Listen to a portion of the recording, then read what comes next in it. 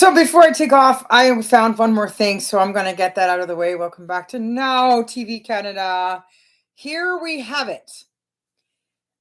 This is the ring that is meant for the Charlie Baker story on My Baker's Dozen. This is the name of God, Yahweh in English, Jehovah, uh, inscribed into a ring. Very beautiful. This is just that original copy of it. So this is the point of my shout out for supporting future production, signing up, getting these videos viral and reaching the right people, particularly Steve Martin, Martin Short,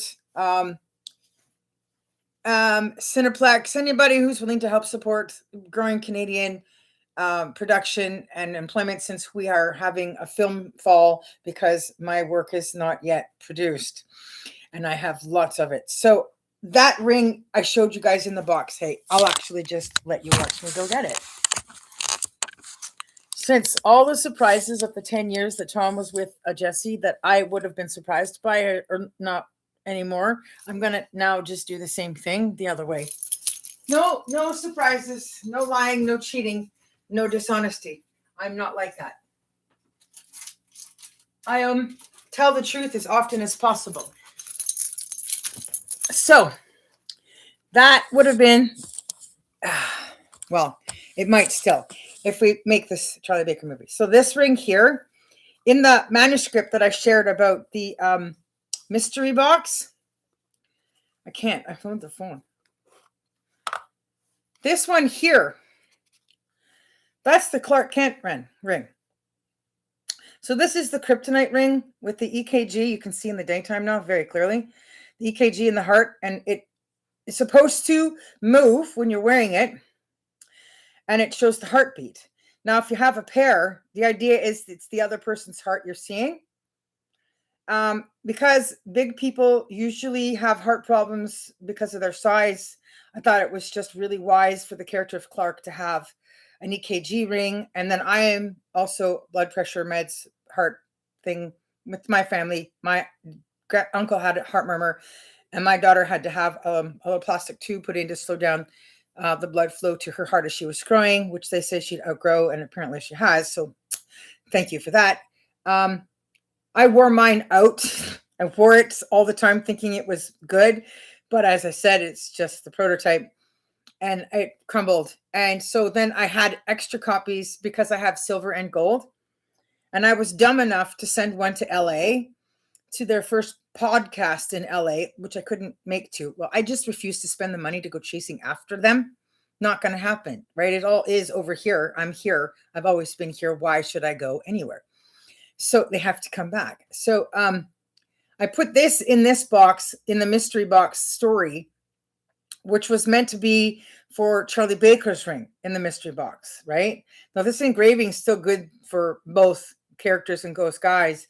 Both guys were, it's a wise man's heart is to his right and a fool's is to his left. So if people are wondering why their marriage isn't working, because you're using the wrong finger, it means you need to read the Bible more and pray. But this is the actual real Charlie Baker ring. And so to do this requires making Smallville reunion movie. This is not a wedding ring. This is just the kryptonite ring for saving Clark from all the bad people that are attacking him with his own planet's inner core stabilizer. It's what the planet's made of. Kryptonite didn't come to Earth to hurt you, Clark. Kryptonite came to Earth to help you. It's meant to help protect you, help you rebuild your planet when you get the answers to the two silver S's between you and your fraternal twin sister. However, I'm well aware of what Clark is like, and he's like, oh, that's the most beautiful thing I've ever seen in my life, and I'll never take it off. But until it's officially the perfect ring and it's protected waterproof wise and it glows in the dark properly and the EKG works, you can't wear it all the time. So in that demise, then there is a moment of weakness in Clark's life where bad people could still get at him when he has to take it off. So that said, I'm one short. I can't wear one at all because of the one that crumbled. And so the one I mailed off to LA, somebody has all of that manuscript stuff that I sent to their first live podcast. I gave him instructions with the pictures and everything about what to do when he was sitting there. If he had been given that and read all that, he probably would have followed the producer's instructions. and it would have gone well from then. And so that one went with the mystery box script so that he would show up with that box unopened after having read the mystery box script, because I was trying to tell him, never mind the Smallville stuff. That's not really what I ever had an interest in. It's not what I wanted. My focus was Charlie Baker, Charlie Baker, Charlie Baker, Steve Martin, Steve Martin, Steve Martin. All I've ever wanted to do was play one lead female role throughout all of this. It was to be in a Steve Martin movie with Tom Welling as a baker. I wanted to be going on a book tour like his mom, but a different book, and which would be the cookbook series that I just showed you guys. So the pilot was beautiful. It was submitted to a writing contest. It needs a little bit of fixing up because that was originally written for a writing contest. And then I realized, oh, the pilot's great for a baker's dozen. And now I have to go see Steve Martin Short somehow. So I still have to raise up the funds to get out of here to go do that. While I'm still trying to save the Superwoman van, which is in Toronto. And I'm still trying to reach Johnny Depp and the money that's owed me. So it's really still very messy. And I miss Vancouver. I miss my apartment. I miss my way of life. I miss my stable patterns. I miss my meds. Anyways, I'm going to go out and deal with that. So I have another one. There's another set in Vancouver of these. I don't remember which color those ones are. So there is still one set in whole is what I'm saying. So there's three. There's this one here, and then there's the two over there. I think those ones might be the ones that have the gold around the edge. And this one's the silver.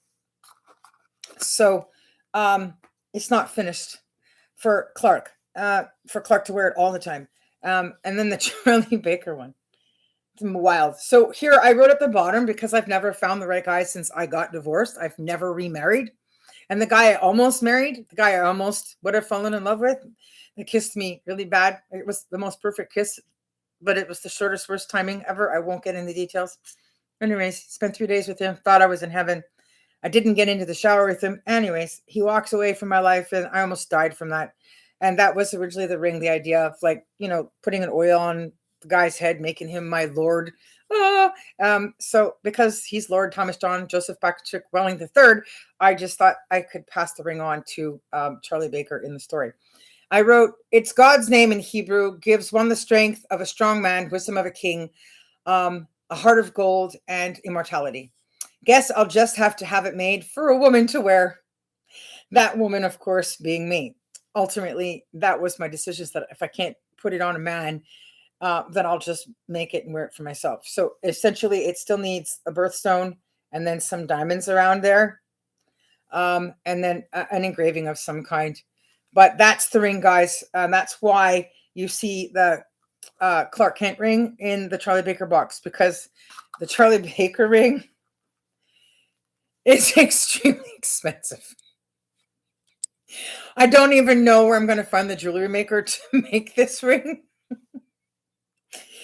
Man, it's so expensive, man. I just might keep it. Anyways, so that's a much different story. I have to make a movie to do that. This one is also going to be expensive to make, because I haven't finished seeing if I can get somebody to do all that, to get the EKG to work and have it glow in kryptonite properly and have it be waterproof on top of that.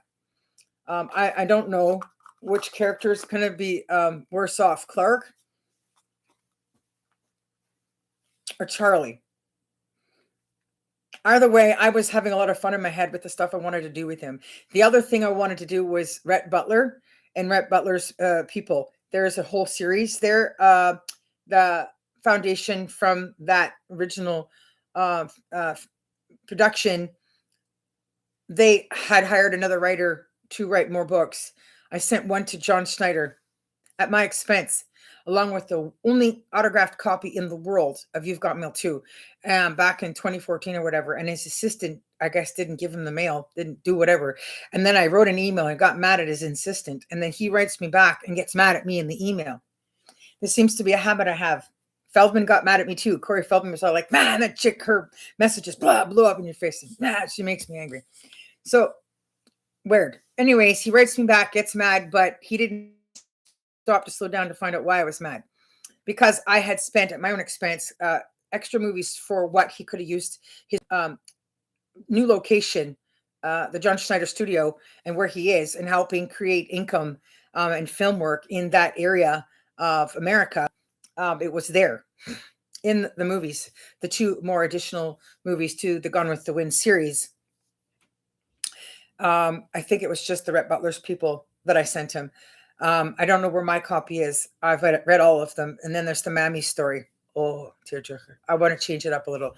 So those two movies could have been made down there. And I had intended to have Tom Welling to be the perfect Rhett Butler in place of the original. And then I was going to get myself back into my Scarlett O'Hara style and size.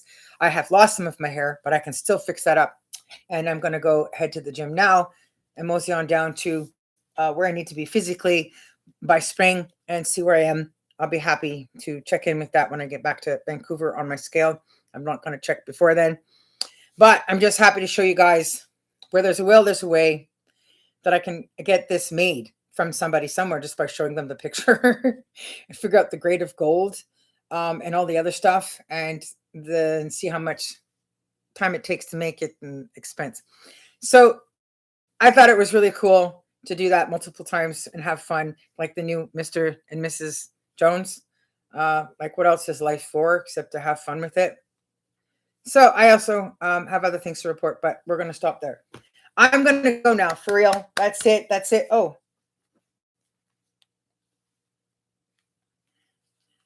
Here we go. I'm going to end on this, Tom. The three choices in life: choice, chance, and change. You must make the choice to take the chance if you want anything in life to change. And so that's from my Lord Thomas John Patrick Joseph Fowling III folder from way back when. So because I have a secret to reveal to the whole world, well, I think I have revealed it. The point is, isn't that cute? Look, we got to take pictures together. So I am Lady Jennifer Suzanne Norfolk, aka Princess of the Provinces. I hail from England. I have ancestry all the way up to Lapland.